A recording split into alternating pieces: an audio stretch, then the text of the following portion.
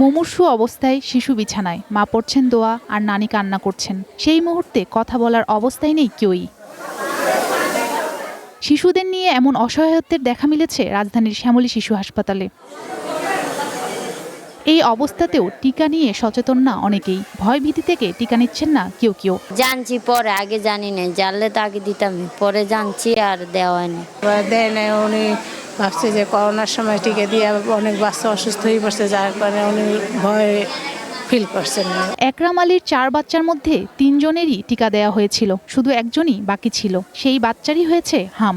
শুরুর থেকে যে এবেলা জ্বর উঠে এই জ্বরের ডরে আমি কোনো টিকা দিইনি। 3টা বাচ্চার টিকা কার্ডও আছে, সবকিছু আছে। ওর ওই টিকাটা আমি দিছি না, শুধু একমাত্র বয়ে, কারণ জ্বর উঠলে চোখ উল্টে দিত। কিছু কিছু জায়গায় পর্যাপ্ত টিকার সংকট নিয়েও উদ্বিগ্ন অভিভাবকরা। টিকাই তো পাওয়া যাচ্ছে না, আমাদের ওইদিকে তো টিকা পাওয়া যাচ্ছে না দেখেই তো টিকা দিতে পারিনি আমরা।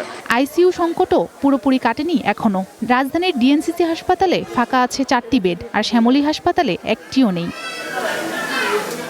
তবে চিকিৎসকরা বলছেন নতুন করে আক্রান্ত রোগীর সংখ্যা কমতে শুরু করেছে এবং তাদের পক্ষ থেকে টিকার জন্য সচেতন করা হচ্ছে। নতুনভাবে আক্রান্ত হয়ে কিন্তু হামের রোগী খুব কম আসতেছে। যারা আসতেছে তারা আগে যারা আক্রান্ত হয়েছিল একটা বড় অংশ, তাদের একটা অংশ কমপ্লিকেশন ডেভেলপ করতেছে। টিকাদান কর্মসূচিগুলো আসবে, মানুষ আরও সুন্দরভাবে এটা গ্রহণ করবে, কারণ বুঝতে পারছে টিকা না দেওয়ার জন্য কী হয়েছে। এই জন্য হামের অনেকটাই কার্যকরী হয়েছে হামের টিকা, এবং যারা বাকি আছে আমি তাদেরকে বলবো যে হামের টিকাগুলো যেন দিয়ে দেয়। টিকার প্রভাব কতটা কাজ করবে সামনের দিনগুলোতে সেটি আরও স্পষ্ট হয়ে উঠবে বলে মনে করছেন চিকিৎসকরা। Humaira Himu, one news, Dhaka.